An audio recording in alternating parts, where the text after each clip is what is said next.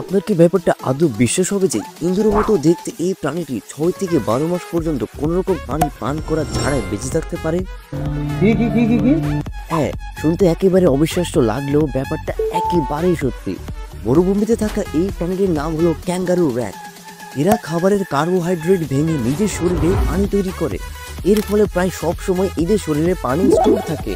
এছাড়াও এদের প্রস্রাব এতই ঘন যে এতে কোনো রকম পানি অপচয় হয় না, আর যেই কারণে এদের বাহির থেকে কোনো রকম পানি পান করতে হয় না। নেক্সট, এটি হলো পৃথিবীর সবচেয়ে দ্রুত রিয়াকশন নেওয়া প্রাণী স্টার নোজড মোর। এরা 1 সেকেন্ডে 12টি আলাদা আলাদা খাবার শনাক্ত করতে পারে, কারণ এদের নাকের সামনে থাকা অদ্ভুত আকৃতির অঙ্গটিতে 22টা সেন্সর টেকনিক্যাল প্রতি সেকেন্ডে শত শত স্পর্শ সিগন্যাল পাঠায়।